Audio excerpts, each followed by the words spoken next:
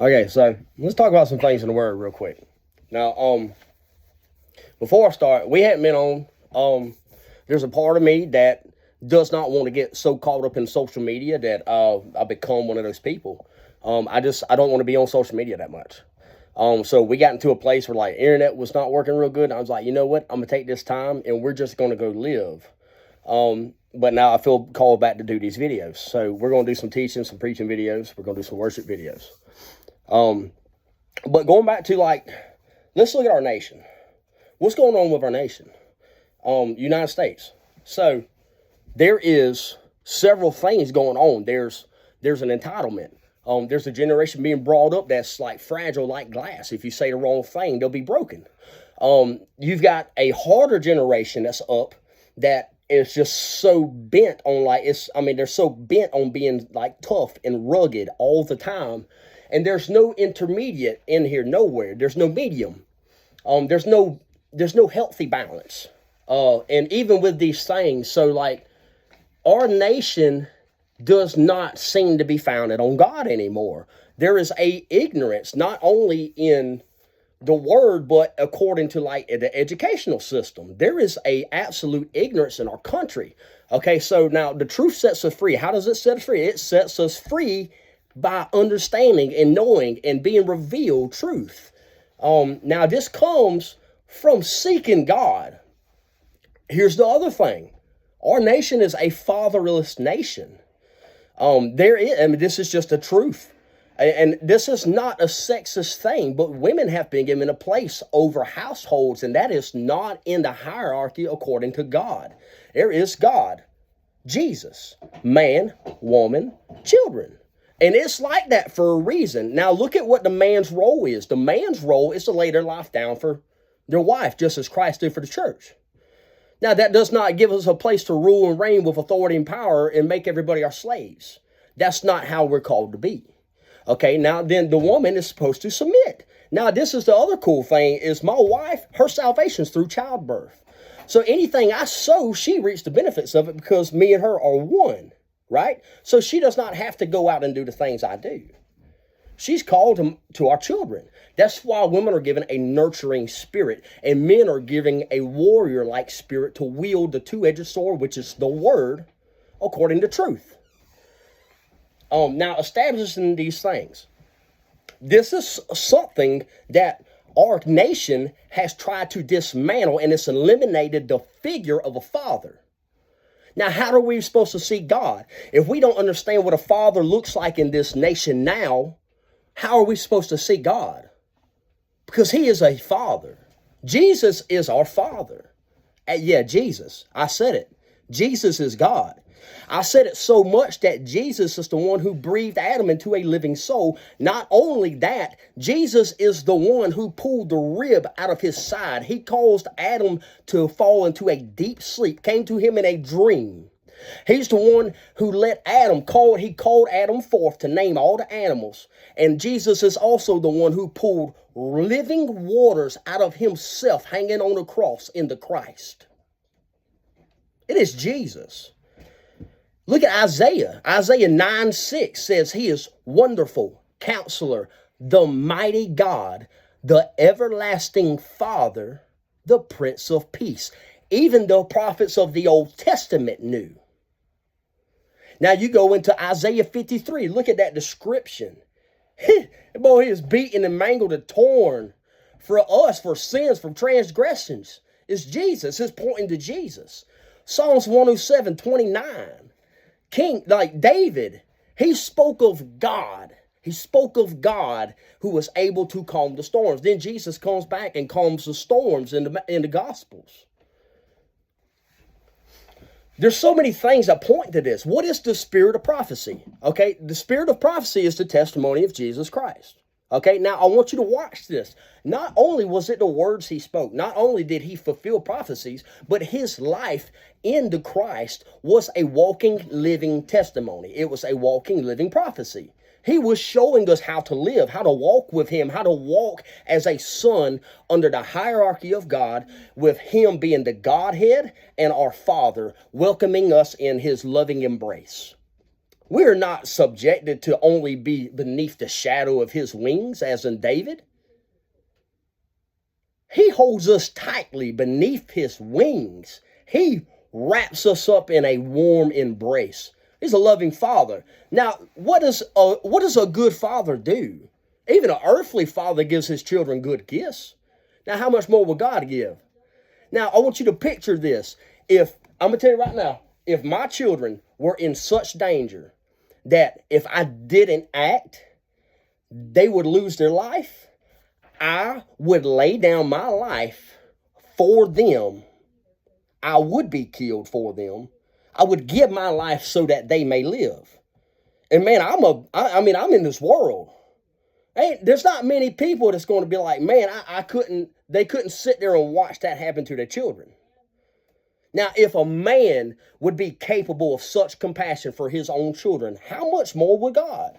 I think he would be so much more capable of that compassion that he would actually come to the world, walk amongst it, show you every single thing and speak every single thing you ever needed to see or hear, then lay his life down to defeat the thing that was keeping you from his presence and bring you back into sonship in his presence and back into the Garden of Eden with him.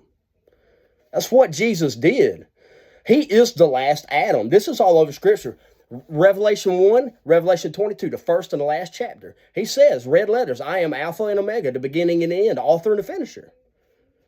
It's Jesus. Now, not only is he the first of the book of Revelation, but he's also the first of the Bible. He's Genesis 1, and he's Revelation 22. Now, watch this. Taylor, you see my phone? Will you grab my phone for me real quick, buddy? Yeah. Okay, so watch this. Damon Thompson spoke on this too, man. Britt Kelly talked on some of this stuff. Cameron Garner's preached on some of this stuff, man. There is a unity. And like, when you find these people that's in a unity of the sound mind of the same Christ, they're saying the same thing. Benny Hinn spoke on this Friday at Jesus Image. He spoke on Jesus being God, pulling the rib out of Adam's side, and Jesus was also the one who pulled living waters out of the Christ hanging on the cross. That came from Benny Hinn. This is sound doctrine. This is unity in the body of Christ. That's what it looks like. Okay, so look, what did Jesus say on the cross? What did he say when he is hanging there? He said, my God, why have you forsaken me? Now, I want you to check this out now. How many times has this been taken? And it says, oh, well, he was forsaken by the Father. But the people saying this, and I'm guilty of this too. I have been in this place of revelation in my life before where I did not know who the Father was. And we say this and say, oh, well, he was condemned by the Father, but we don't know who the Father is. You don't know what you're talking about. And this is a place of us growing each other up in the Word. Now go to Psalms 22. Give me a second to pull it up. All right, Psalms 22. What's the first words it says? Psalms 22:1. My God, why hast thou forsaken me? Now you continue reading just a little bit. Why art thou so far from helping me and from the words of my roaring? Oh my God, I cry in the daytime, but thou hearest not. And in the night season, and am not silent. But thou art holy. All right, and you just keep reading this a little bit. Okay, now go to the end. First and the last. All right, I'm gonna start around. Okay, I'm gonna start at 28. Psalms 22:28. So what Jesus was doing, he wasn't forsaken. It was he's the Father. He was dying for us. He was showing us something. His whole life was prophetic. His entire life was a prophecy.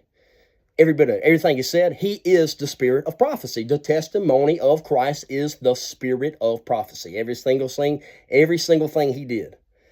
He spoke the beginning of a prophetic word David had and was showing what was to come. He was showing that it had started and it was finished. All right, now go to Psalms 22:28.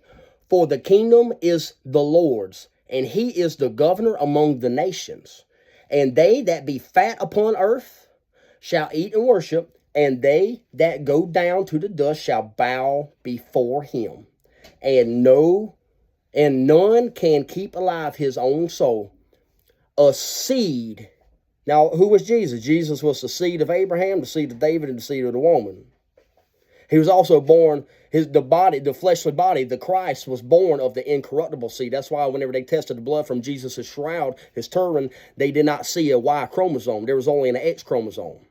Now, we know in a man, when a man is born, he's got two chromosomes. He's got an X chromosome and a Y chromosome. The Y chromosome comes from the father, X comes from the female. Now, if a girl's born, she has two X chromosomes. She gets an X chromosome from the mother, then she gets an X chromosome from the father, making her a girl. They tested his blood, and there was no Y chromosome. There was only an X that come from a mother. So where did the other seed come from? He was born of himself, incorruptible. That's why Jesus was not capable of sinning. That's why he was not capable of failing. He was born of the incorruptible seed. He did not have an earthly father, but he was born of himself. All right. Now we're going to go into some deeper stuff on this too now. And all right, now starting back at 30, a seed shall serve him. It shall be accounted to the Lord for a generation. They shall come and shall declare his righteousness unto a people that shall be born, that he have done this.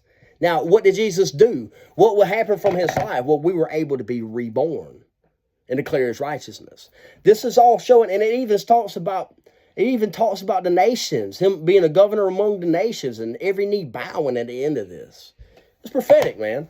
But going back into so I did a video speaking on this a little bit, but look at what he did. Jesus came, right? The word in the beginning was the Word.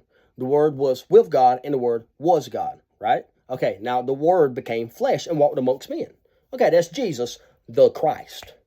Okay, now, whenever he hit the cross, okay, now let's look at something for a second. Whenever someone dies, the body lays there. Well, where's the spirit go? Where's their inner man go? It sins to be, if they're a believer, it sins to be with him, right? Okay, so when he was on the cross, what ascended first? When he was hanging on the cross, his fleshly body was hanging there dead. They took him down and they removed him from the cross. They put him in the tomb, rolled the tomb up. They wrapped him up, rolled the tomb up. Now, what ascended first? Because he was filled with the fullness of the Godhead and bodily. So did the fullness of God ascend first? Yeah. Okay, now there was something left here. The Christ was left laying in the tomb. But then the tomb rolls away. So there's two ascensions. There's two ascensions. Now this is the Father, Son. This is it. This is what happens with us. This is why he did it the way he did, to show us what happens.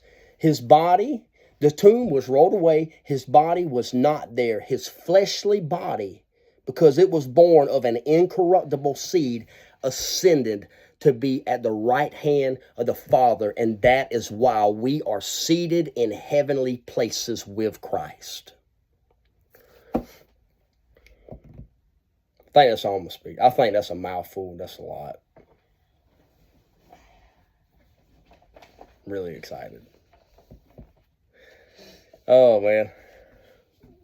Love y'all. We'll see what happens.